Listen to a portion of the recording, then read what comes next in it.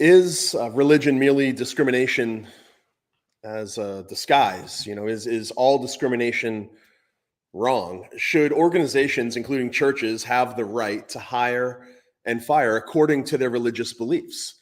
Louise Melling of the American Civil Liberties Union, she's the deputy legal director of that organization. She asks these questions in her op-ed in the Washington Post last week. Today, we're going to talk about Miss Melling's article in search of answers to the same questions. At the end of our time, it's my hope that we'll have a better understanding of the main issues at play, not just in this article, but out in the culture at large, and we'll become more equipped to answer the charges of discrimination that often we hear as Christians, and we're going to hear on an increasing rate. So guys, I'm Jon Noyes. This is To The Point, and thanks for tuning in. I don't know if you caught it, but last week in the Washington Post, there was published an article whose title actually was a question. And then the question was, when did religious belief become an excuse to discriminate? Louise Melling is the author. And then she says, and I'm going to quote a bunch today from the article, some interesting things. She asks that question about when did religious belief become the right to discriminate. And before we go really any further in the conversation, we don't even need to get past the title. We have to understand what discrimination is. In this context, and in the context of the culture in the world, discrimination carries with it a negative connotation, right? Discrimination is wrong, but is it always wrong?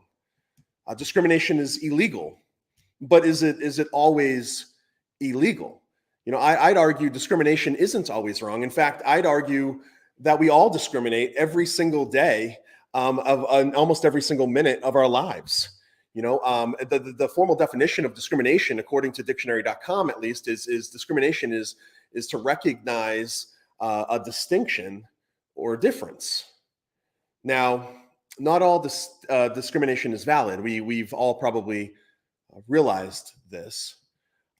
But not all discrimination is invalid. And to illustrate this point, I want to use an example. For example, if I walk into, say I walk into a bar with a good friend of mine, Jeremy, right? He's one of my co-pastors. And we walk in and the bartender says, "I cannot serve you. I will not serve you and your friends. Please leave, get out." Now, is this wrong? Is it illegal? Well, you can't say at this point because you need more information, right? If the bartender tells us to leave because Jeremy's black, and he is, then it's unjust discrimination because a person's race or ethnicity or gender or whatever has nothing to do with the issue of drinking at a bar. But what if Jeremy is 20 years old, not 21? The legal age for drinking is 21 in this country. So serving him alcohol could get the bartender fired and in trouble, and actually could get the whole bar or restaurant in trouble. You see, age is relevant, and then therefore the discrimination would be valid. You see, it's not wrong to discriminate against 10, 15, or 20-year-olds by law when it comes to things like drinking, driving, or voting, or many other issues. Discrimination is everywhere, is my point. Every school and place of business discriminates along some set of standards. When we apply to colleges, they use a means of discrimination to decide who is and who is not going to be accepted. When you apply for a job or do job interviews, your future employer or the employer doing the interview they have a standard in their mind, and they are going to discriminate. When you walk into the ice cream shop and decide which type of ice cream flavor you're going to buy, you are making a discrimination. But the question is whether the discrimination is valid or not.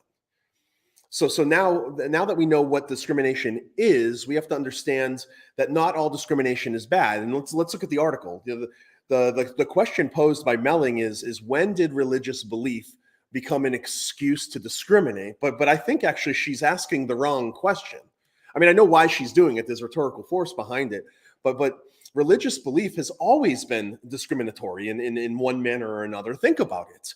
There's a reason why you don't go to my church and I don't go to your church, for example, because we divide, and I'm not saying that we divide in bad ways across theological the markers, but we do divide and we discriminate. And then this is why we have different denominations, for examples, and churches. But every system of belief, every worldview is discriminatory. And I guarantee even Miss Melling discriminates every single day. And I don't know if she has kids, but I'm sure when she hires a babysitter, for example, she's discriminates. I hope she does. And if not her parents certainly did. And I'm sure she's thankful for that.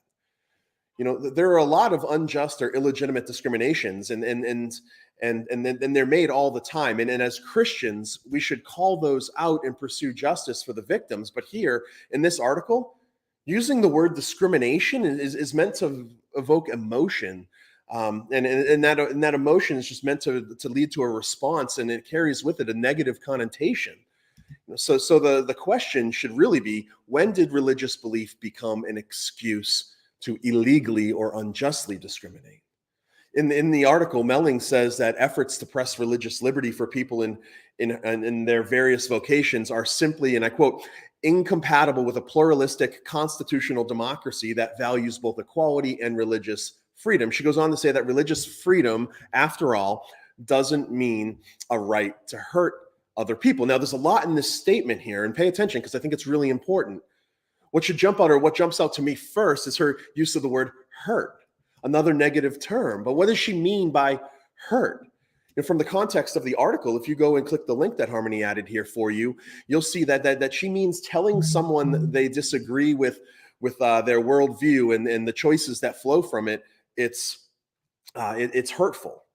To refuse to do business with someone with whom you disagree with on a worldview level is somehow hurtful. Or how about this?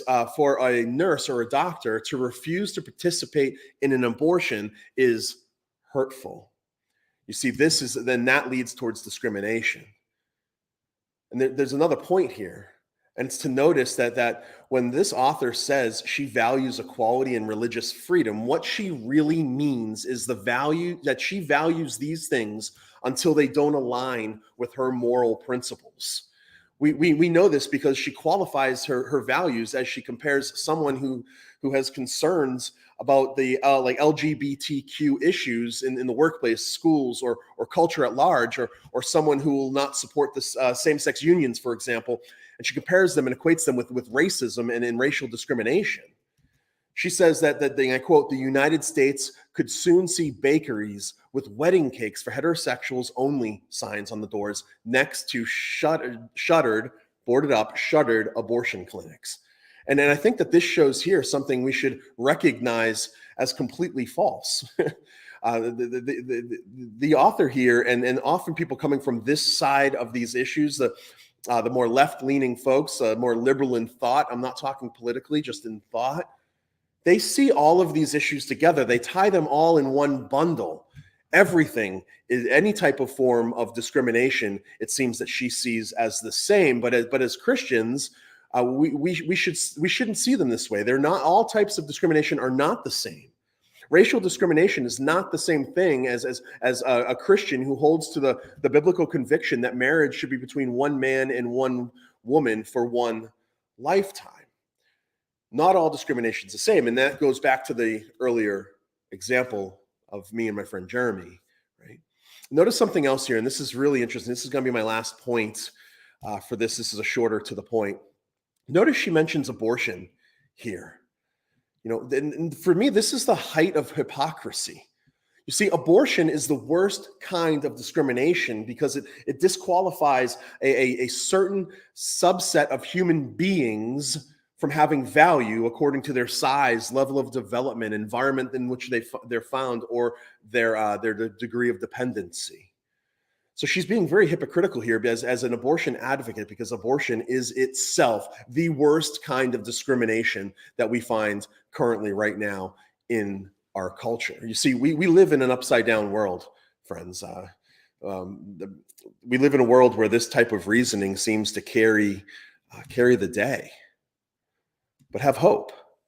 The world is being made right side up, and as we tackle these arguments one by one, seeking truth, using discrimination, being discriminatory on the arguments, being able to discern between good and bad, we see that the Christian worldview is the best explanation for the way the world really is. In fact, it's more than that. The Christian worldview is itself true and places a higher value on human beings, regardless of where they fall on the political spectrum, regardless of what gender they believe that they might be, regardless of what race or ethnicity they are.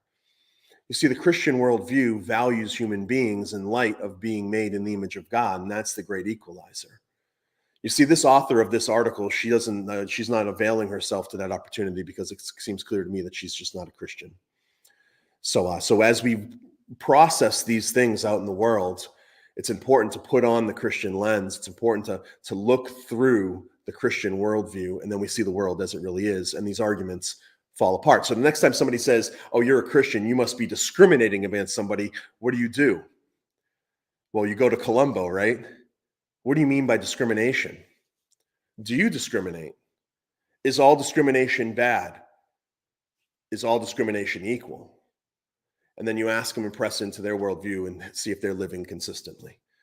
So with that, guys, I'm gonna scroll through here and see if there's any comments. This was a quick, to the point, but I appreciate you guys tuning in. Oh, my thing's up here. You notice I have a different setting. The power in my house was shut off, not because we didn't pay our bill or anything. They're just doing maintenance to the power lines. But New Reformation Apologetics, man, good to see you here again. Washington. Oh yeah, you posted the Washington Post. Thanks, Harmony. Awesome. Hey, Raja. Let's see. Any questions? If you guys have questions, I'd love to chat it up with you. Yeah, this is a really good Justice 399. Yeah, if we didn't discriminate, we'd be in total chaos. And this is a really good point. And I think it's one that is worth exploring just a little bit. You know, every time we do just about anything, we make a choice, which means that we discriminate between one thing or another. Every time we cross the road, every time we choose to go to this restaurant or that restaurant, order this thing off this menu or that thing off this menu, you know, we use our discriminating abilities to do that. The idea, what we need to know is that there are valid forms of discrimination and invalid forms of discrimination, and that's an important, I think, distinction to make. You know, when you violate somebody according to, for example, you violate them according to their race, that is invalid because their race is sacred, right? Their race is sacred.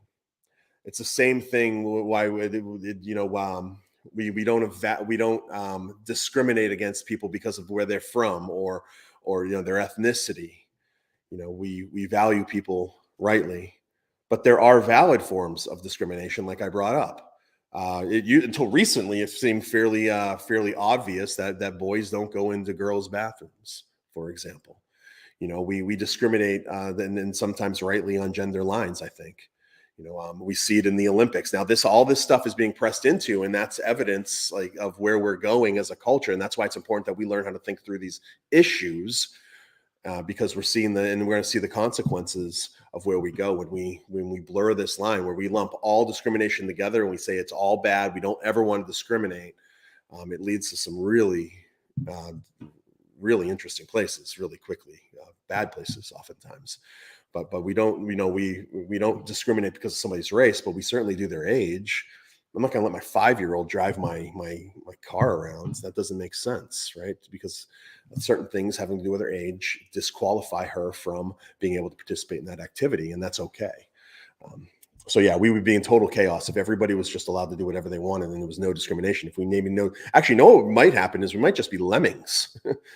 You know, you might just follow the person in front of you because you're not making any other choices, and that's equally the scary world. Let's see here. I'll scroll through. There's not many comments today, guys. Let's see here. I wonder if she believes in free will, Justice. I wonder if she believes in free will. I've been having discussions with atheists who don't think we have free will. No free will can't, and then we can't be held accountable for this. Yeah, if we have no free will, any type of free will, you can't discriminate. There's no discrimination, and that's a really good argument, I think, to bring up to your atheist friends.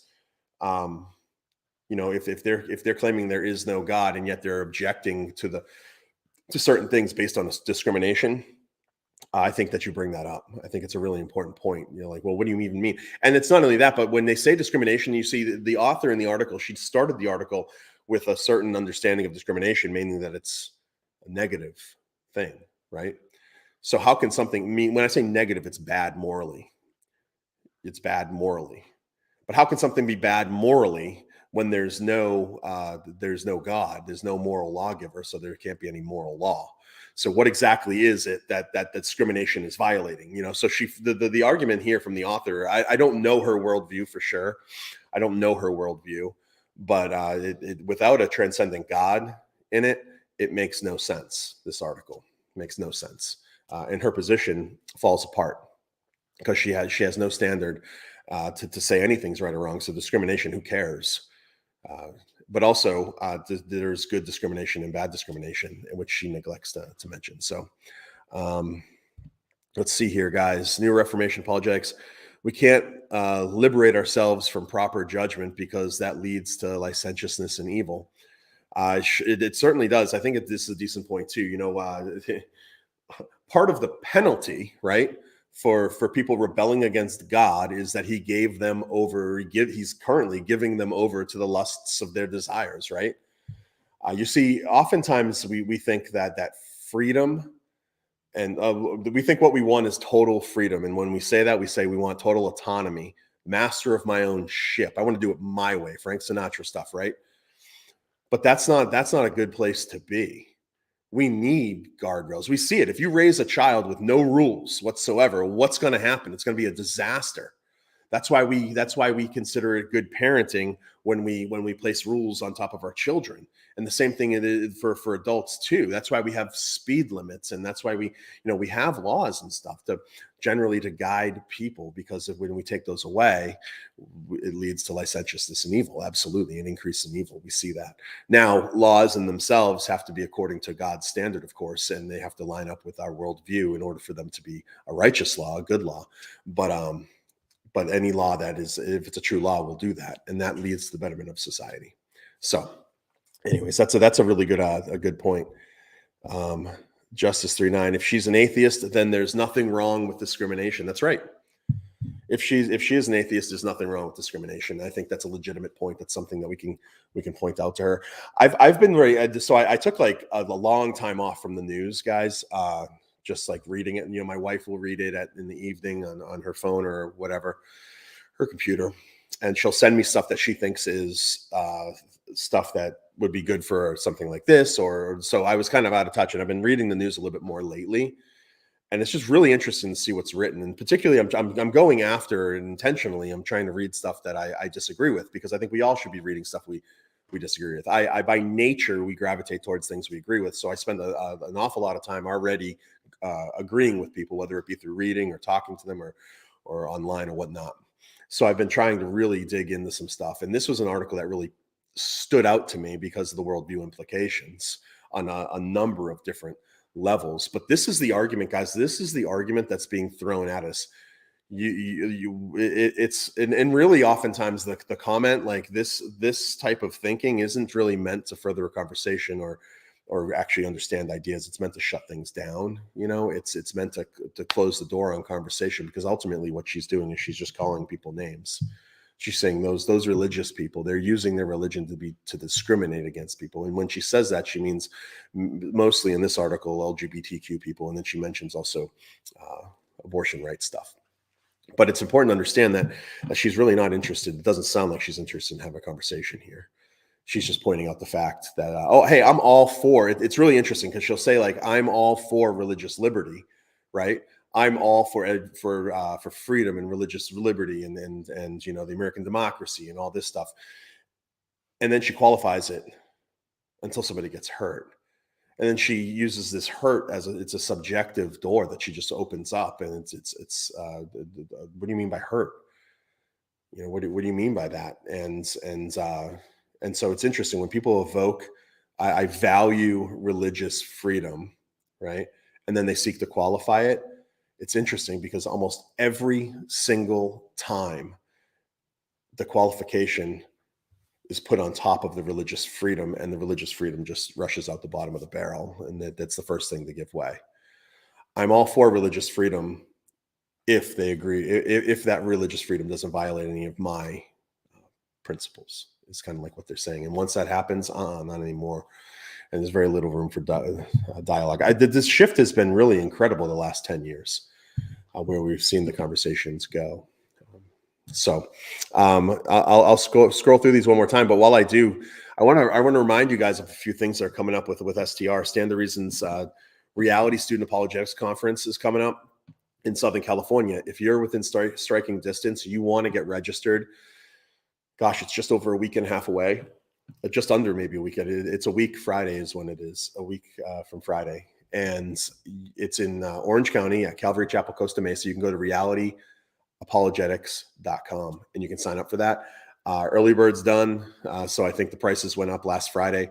It's still fairly inexpensive, guys. We're talking like 65 or something bucks for the conference, and it's 2 days. It's incredible. The speaking is incredible. It's not just the Stand to Reason folks. It's Jay Warner Wallace. It's Jason Jimenez. It's oh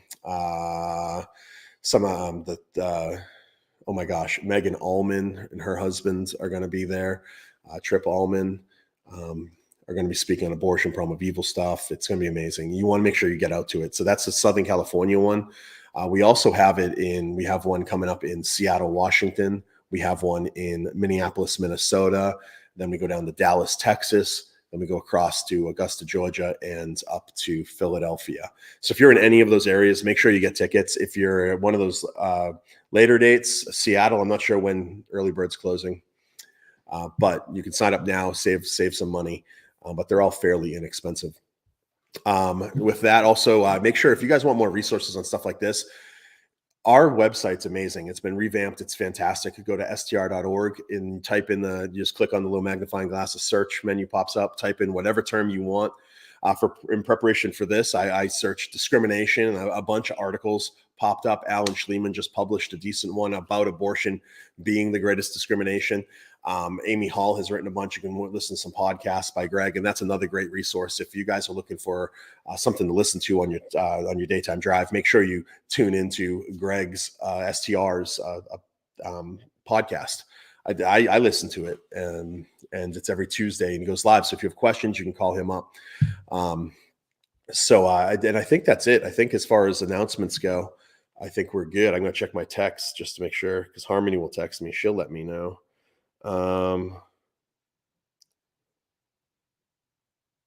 Yeah, no, we're good. I think we're good, guys. And hey, as always, I really appreciate you guys tuning in to the point. This is a quicker one. It's been a really busy week for me here, so I'm kind of in and out.